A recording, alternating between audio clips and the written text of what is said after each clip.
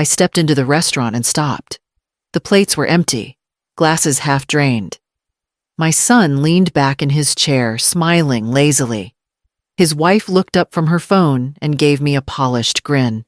"You're late," she said sweetly, like we were all in on the joke. "But you don't mind covering the bill, right?" I didn't answer. Just looked at the table.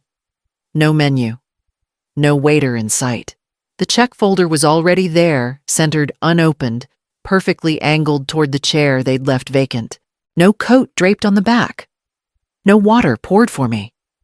No place set. I moved slowly. Slid my purse down my arm and gripped it harder than I needed to. My fingers tensed, then relaxed. I walked over and sat in the only seat they hadn't touched. My son didn't look at me. The table still smelled like butter and grilled meat. I could see the outline of where plates had rested too long. The server passed behind me carrying a bottle to another table, cheerful.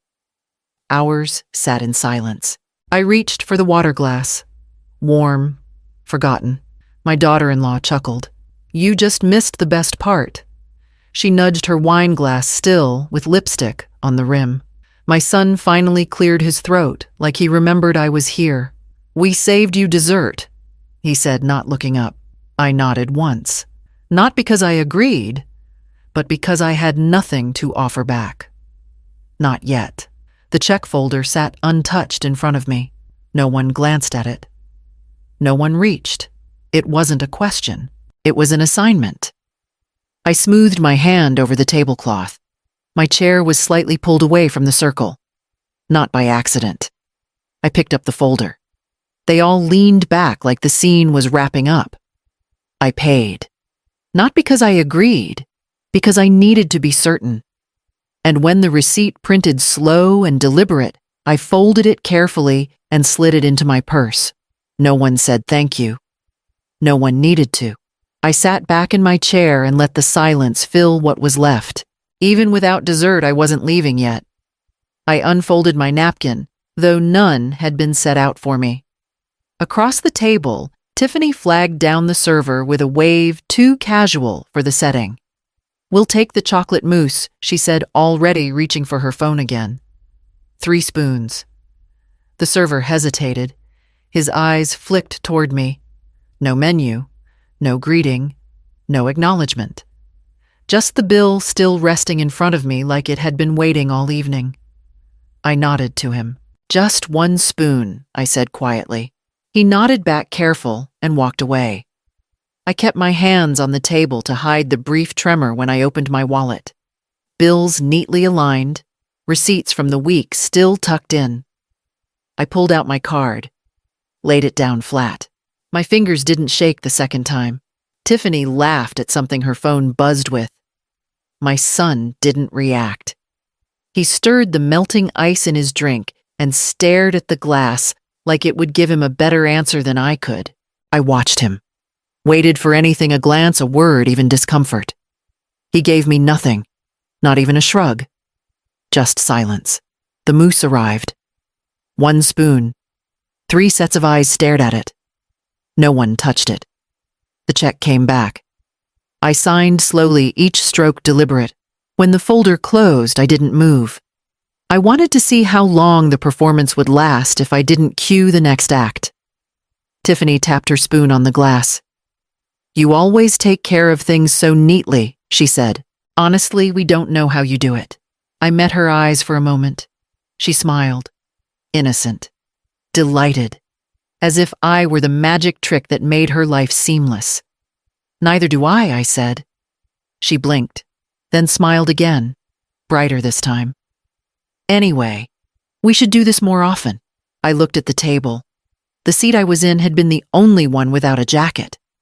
An open invitation, but not one of warmth. A placeholder. A utility. I stood, reached for my purse. My son finally looked at me. Just a glance. No words. I nodded at the server, who gave me a careful smile. This wasn't surrender. It was confirmation. I scrubbed the plate clean and set it in the rack. Another dish appeared behind me. I hadn't asked for it. No one had said anything. It just clinked down beside me and I washed it like I always had. Laughter rolled in from the dining room. Forks scraping plates, glasses clinking. I heard my name just once, then the sound moved on. They said the contractor could start Monday. Tiffany said, her voice rising over whatever show was playing on the TV. But we'll need to move everything out of the guest room. You could ask Mom to help my son, said lightly. I paused. Hands wet, holding a dripping bowl. Tiffany laughed. Please, she'll have it boxed and labeled before we even think to start. I heard her raise her glass for a toast to having a built-in helper. The laughter that followed was loud, but what stopped me cold was the sound of my son's voice, laughing hardest. I rinsed the bowl, dried my hands on the towel by the sink. The kitchen was quiet now, except for the hum of the fridge. Outside, the sky had gone dark. I caught my reflection in the window. Hair pulled back, sleeves rolled up, face still unreadable. For a moment, my shoulders slumped. Then I adjusted them back. I stacked the last dish, wiped the counter, turned off the faucet. I walked past the dining room. Neither of them looked up. You're the best, Tiffany said without turning. Seriously. I nodded once. Outside, the air was cooler than I expected. I walked to the car. My hands still smelled faintly of soap and lemon. At home, I made coffee. 1 cup, no sugar. I sat at the table staring at nothing in particular. But I didn't reach for the remote. I didn't touch my phone. I just sat. Let my mind spool backward. Not to the night at the restaurant. Further. The birthdays I hosted. The trips I funded. The new couch they couldn't quite afford but would pay back. The unpaid balances. The small assumptions. The quiet shifts. I didn't sleep that night. I remembered. I picked up his empty glass. There was a ring on the wood table where it had sat too long. I wiped it away with the side of my hand. Next to it, his phone buzzed. I didn't mean to look. I didn't linger. But the screen lit up. Any update? When's it officially in your name? No name on the sender. Just a message. Sharp. Plain. My breath caught. I set the glass down too hard. The screen dimmed. I placed the phone exactly where it had been. Didn't touch it again. I walked to the kitchen, ran the faucet. The water was too hot. I stood over the sink, letting it run, not thinking, not reacting, just breathing, steadying. Later that evening, after they'd both gone to bed and I was left alone in the guest room with a stack of neatly folded towels, I reached into my bag. At the bottom, under receipts and old cough drops, was a small leather-bound notebook I hadn't touched in years. Brown, cracked at the edges. I opened it. Blank pages, yellowed slightly. The pen hovered. Then I wrote. The first number surprised even me. Mortgage balance 0.00. I stared at it. It didn't feel like pride. It felt like a warning, like a piece of glass pulled from a wound. Below it, I wrote another number. 2014 down payment loan, not repaid. Then the couch, the car, the wedding deposit. One line at a time. No emotion. Just facts. Just memory in ink. I kept going until the silence felt full. Not empty. And still, one line floated back into my mind like a leak in the ceiling. When's it officially in your name? I closed the notebook. Clicked off the light. Laid back on the stiff guest bed and stared at the ceiling fan, unmoving. Tomorrow, I would make a call. Not a warning. A check-in. For now, I let the numbers settle. Let the silence shape something new inside me. I opened the closet and pulled the old shoebox down. Dust puffed out. Shoes were never in it. I reached beneath the tissue paper and lifted the blue folder I hadn't touched in almost 4 years. Snapped it open. Page after page. Clean. Ordered. Marked. Bank statements.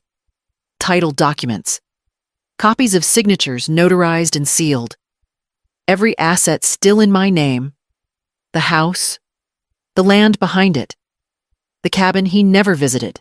I sat at the edge of the bed, each paper in its place.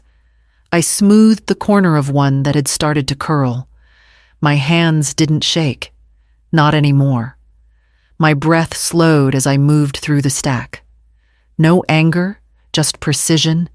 No confusion. Only facts. They'd built their lives around assumptions. I had let them. Quietly. Slowly. But I had never signed anything away. I had never let go.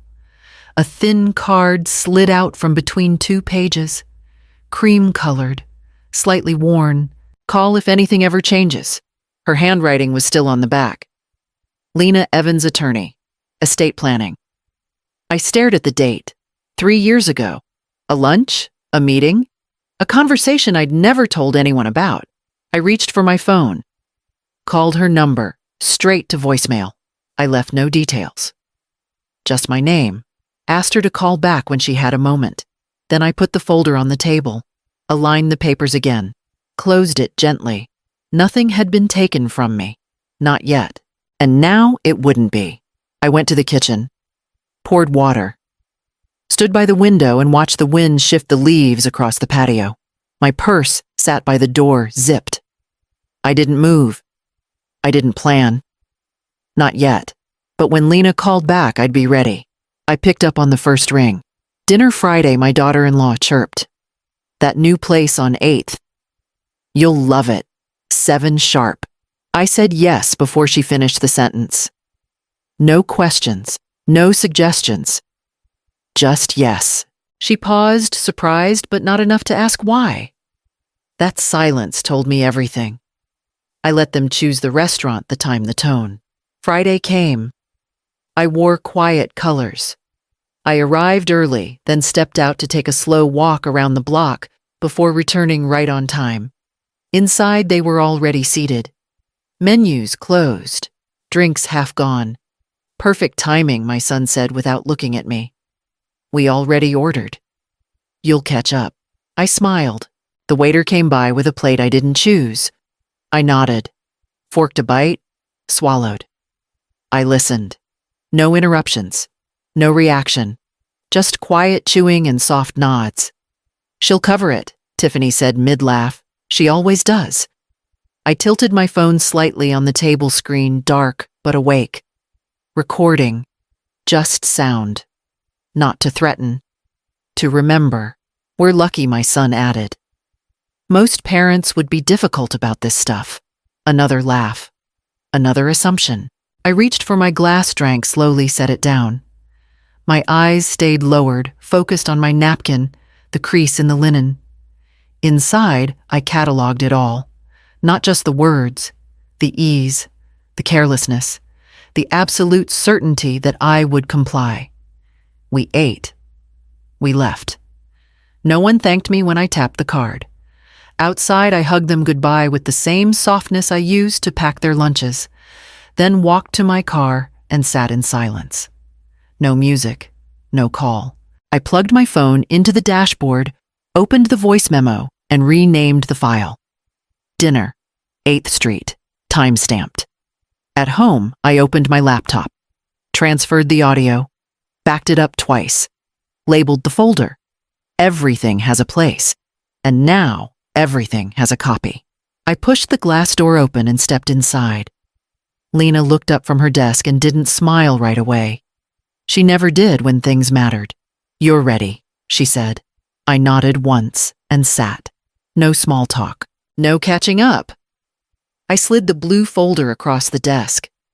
She opened it, flipped through the pages faster than I expected. She already knew what was in there. She had helped me put it together years ago. We'll start here, she said, tapping the account authorizations, then the property access, then beneficiaries. I listened, hands folded, feet flat on the floor. She explained the process. What would freeze immediately? What would change quietly? What would require signatures? I picked up the pen, signed, page after page. My hand didn't hesitate. The pen didn't slow. My name stayed even consistent like it always had. No tremor, No pause to reconsider. Lena watched me carefully. Once this goes through, she said, they'll notice. I know. Do you want me to notify anyone? No. She nodded. Wrote notes in the margin. Slid another document forward. Beneficiaries, she said. Are we updating? Yes. I signed again. The room was quiet, except for the sound of paper-moving pen tapping once against the desk. My breath stayed level. My shoulders relaxed, not tightened.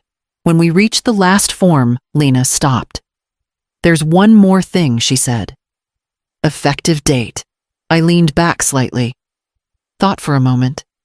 Then I gave her the date. She raised her eyes. Just briefly.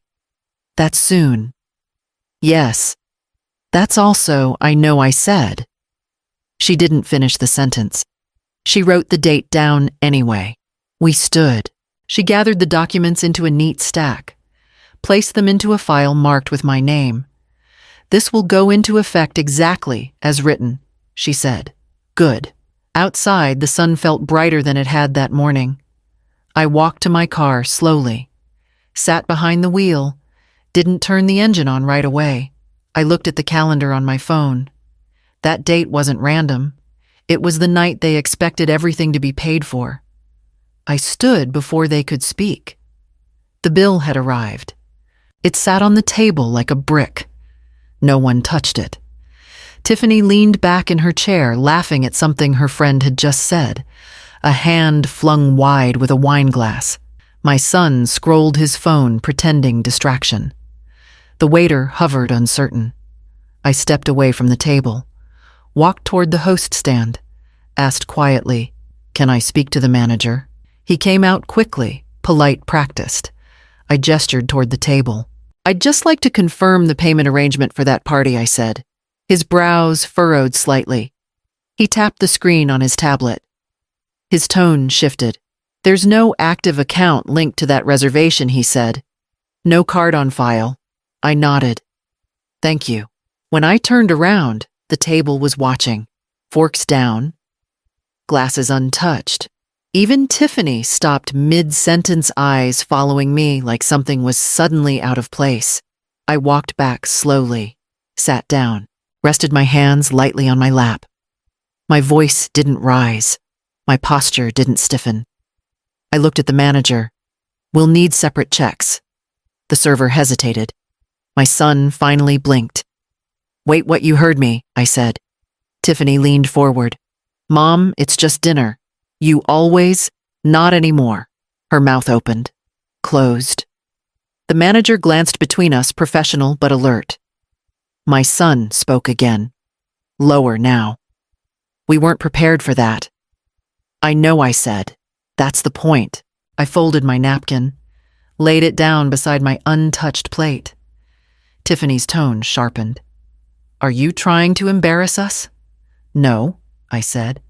"I'm just not going to protect you from the cost anymore." She looked toward her friends at the next table, laughed awkwardly. "She's just joking," she said too loudly. No one laughed with her. The silence spread faster than the tension. I watched my son reach for his wallet, hesitating like he hadn't done it in years. The waiter began to move again, splitting the bill without another word. I didn't move. I didn't raise my voice. I let the weight shift naturally. And just like that, it did. Voices rose the moment the checks hit the table. Not all at once. One at a time. Sharp. Overlapping. "This is ridiculous. You blindsided us. Why would you do this here?" I stayed seated. Hands folded. Eyes steady. I listened once. I let my son speak. Let Tiffany speak. Let the explanations tangle themselves into accusations. I didn't interrupt. I didn't defend. I didn't clarify a single thing. When my son leaned forward and said my name, slow warning, I finally looked at him. "I'm not explaining myself," I said. That stopped him. Tiffany scoffed. "So you're just going to walk away after humiliating us?" I shook my head. "I didn't humiliate you. I just stopped absorbing it." The waiter returned with the card reader. hesitated, looked at me. I paid my portion. Clean. Exact. I slid the card back into my purse and stood. My son reached for my arm. Missed. Mom, wait. I picked up my keys. That sound metal against metal cut cleaner than anything else that night. Tiffany was still talking. Something about family. About loyalty. About everything they had done for me. I didn't correct her. I didn't remind her of the dinners, the deposits, the quiet transfers. I walked past the table, past the half-eaten dessert they had ordered without me, past the candles still burning. Outside, the door closed behind me with a soft, final sound. I stood there for a moment, breathing in air that felt cooler than it had all evening. No one followed. In the car, my hands rested on the steering wheel. Still, calm. My phone buzzed once. I didn't look.